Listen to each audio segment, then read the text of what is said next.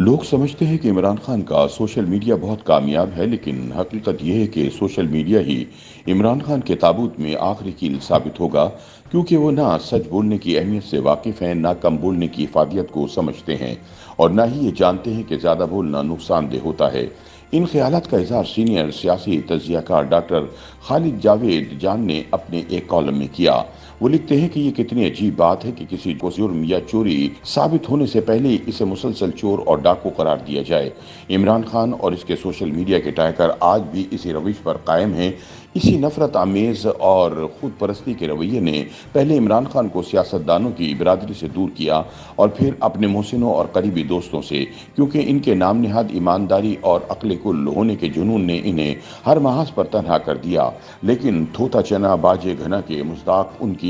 جھوٹ پر مبنی لا یعنی گفتگو کا سلسلہ اب تک جاری ہے، جس کی بنیاد وہ اپنی اس نام نہاد عوامی مقبولیت کو قرار دیتا ہے، جو ان کی اچھی کارکردگی کی بجائے ان کے جھوٹے پروپیگنڈے کی مرہون منت ہے، جو ان کی اصلیت ظاہر ہونے کے ساتھ ساتھ ختم ہوتی جائے گی، کیونکہ آپ زیادہ دیر تک سب کو بے وقوف نہیں بنا سکتے۔ ڈاکٹر خالد جاوید جان کہتے ہیں کہ کم لفظوں میں زیادہ اظہار ایک خوبی ہے، اور یہ تو بہت بڑی خوبی ہے کہ جب انسان کو اس حقیقت کا ادراک ہو جائے کہ کہاں اسے خاموشی میں بات کرنی ہے، لیکن احمق لوگ زیادہ سے زیادہ اور ہر جگہ بولنے کو اپنی قابلیت قرار دیتے ہیں، چاہے انہیں اس میں نقصان ہی نہ اٹھانا پڑے۔ لفظوں کے غلط استعمال کی سب سے بڑی مثال آج کل سوشل میڈیا پر نظر آتی ہے، جو اب ایک عالمی مسئلہ بن چکا ہے۔ سوشل میڈیا پر اپنے گھر کے آرام دہ کمرے میں بیٹھ کر جھوٹی خبروں کے ذریعے سنسنی پھیلانے اور اپنے مخالفین کے خلاف گمراہ کن پروپیگنڈے کو آج کل ایک آرٹ کی حیثیت حاصل ہو گئی ہے۔ اس میں ایڈیٹنگ، فوٹوشاپ اور مصنوعی ذہانت سے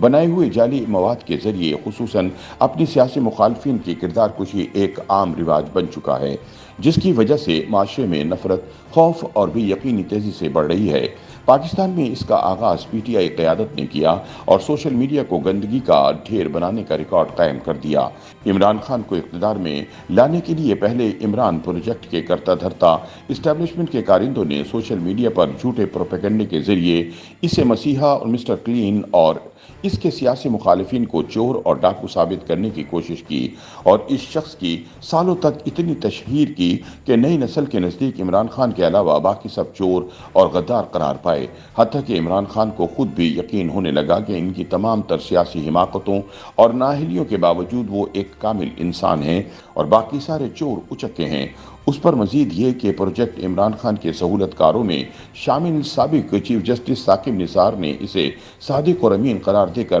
بندر کے ہاتھ میں اس طرح دے دیا، جس کے ذریعے اس نے اپنے سیاسی مخالفین کی حجامت بنانا شروع کر دی۔ نیب کے سابق chairman retired justice Javed Iqbal کی مبینہ ویڈیو کے ذریعے بلیک میلنگ کرتے ہوئے اپنے سیاسی مخالفین کو طرح طرح سے تنگ کرنا شروع کر دیا۔ ان پر جھوٹے مقدمات قائم کیے گئے اور انہیں مہینوں تک ضمانت سے بھی محروم رکھا گیا۔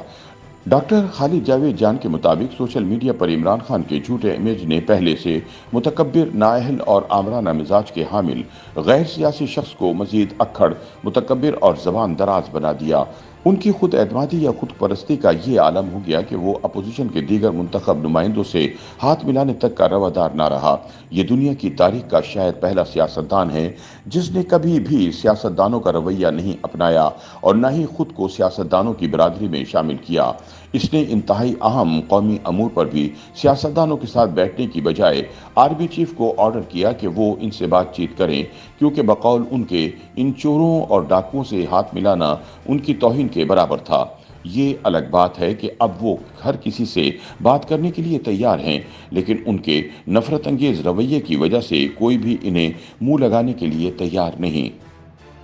یوٹیوب پر گوگلی نیوز دیکھنے کے لیے youtube.com کی سرچ بار میں googly news T V type کریں۔ گوگلی نیوز کے پیج پر سرخ رنگ کے سبسکرپشن والے بٹن پر کلک کرنا نہ بھولیے۔ یوٹیوب پیج پر اپلوڈ ہونے والی ویڈیوز سے باخبر رہنے کے لیے بیل آئیکن پر کلک کیجیے۔ آپ کو ہر نئی ویڈیو کے بارے میں نوٹیفیکیشن موصول ہو جائے گا۔